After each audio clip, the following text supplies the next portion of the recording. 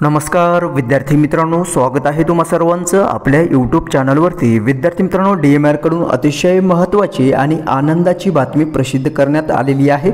ती म्हणजे DMR staff nurse अधिपरिचारिका या पदासाठीची रिवाइज्ड प्रोविजनल सिलेक्शन लिस्ट जी आहे ते अपलोड करण्यात आलेली आहे। पाहूयात सविस्तर या व्हिडिओमध्ये या रिवाइज्ड प्रोविजनल सिलेक्शन लिस्टमध्ये किती उमेदवारांच्या नावाचा समावेश आहे, तसंच उमेदवारांच्या नावाच्या समोर एलिजिबल आहे का नॉट एलिजिबल आहे, तसंच जे रिमार्क आहे ते काय देण्यात आलेले आहे सविस्तर आपण या व्हिडिओमध्ये पाहणार आहोत। तसंच माजी सैनिकाच्या ज्या जागा होत्या त्या यामध्ये कन्वर्ट झालेले आहेत का ते सुद्धा आपण या व्हिडिओमध्ये सविस्तर जाणून घेणार आहोत। सो व्हिडिओ शेवटपर्यंत पहा विदाउट स्किप करता, जेणेकरून तुम्हाला या भरती संदर्भाची योग्य माहिती भेटेल।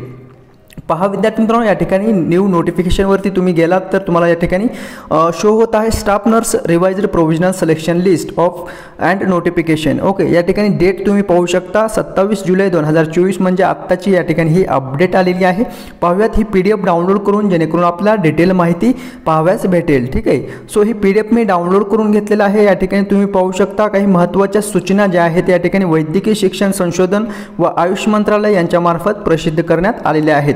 पहा सूचना काय आहेत तर स्पर्धा परीक्षा 2023च्या अधिपरिचारिका पदासाठी अर्ज सादर केलेल्या पात्र उमेदवारांना कळविण्यात येते की खालील नमूद बाबींच्या अनुषंगाने यादी जी आहे ही प्रोविजनल सिलेक्शन लिस्ट जी आहे ते प्रसिद्ध करण्यात आलेली आहे किंवा येत आहे। यामध्ये सैनिक कल्याण विभाग पुणे यांनी दिनांक 2/7/2024 2 जुलै 2024 अन्वे माजी सैनिकांची राखीव असलेली 615 पदांपैकी 80% पदे ही ना हरकत दिलेली आहे। ठीक आहे, भरण्यास ना हरकत दिलेली आहे आणि त्या अनुषंगाने सामान्य प्रशासन विभागाने यांनी दिनांक 10/7/2024 अन्वे माजी सैनिकांच्या ज्या रिक्त असलेली पदे होते ते भरण्यास या ठिकाणी अनुमती प्रदान केली आहे।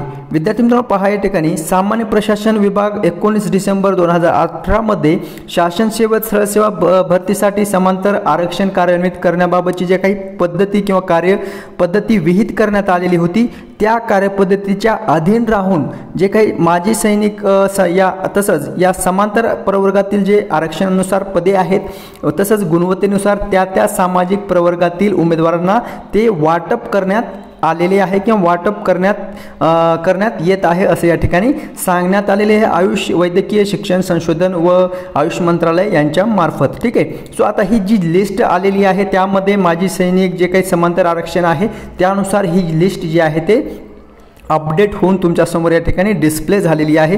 तुम्हाला यामध्ये तुमचं नाव आहे का चेक करायचं आहे, तसंच तुमच्या नावाच्या पुढे रिमार्कमध्ये काही देण्यात आलेले का चेक करायचं आहे आणि तुमचं सिलेक्शन कोणत्या प्रवर्गातून तुमचं सिलेक्शन झालेलं आहे ते सुद्धा तुम्हाला या ठिकाणी शो होत आहे। तसंच तुमच्या नावाच्या समोर या ठिकाणी वेटिंगवरती तुम्ही आहात का ते देखील या ठिकाणी शो होणार आहे।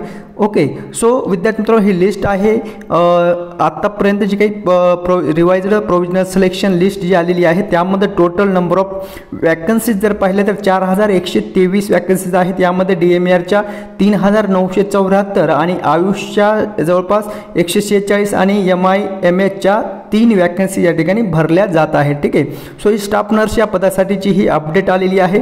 जर तुम्ही विद्यार्थी मित्रांनो नवीन चॅनल पाहत असाल तर चॅनलला लगेच सबस्क्राईब करून ठेवायचं आहे आणि माहिती जर तुम्हाला समजलेली असेल आणि तुम्हाला या व्यतिरिक्त काही डाऊट्स असतील तर कमेंट बॉक्सद्वारे नक्की कमेंट्स करून सांगायचं आहे।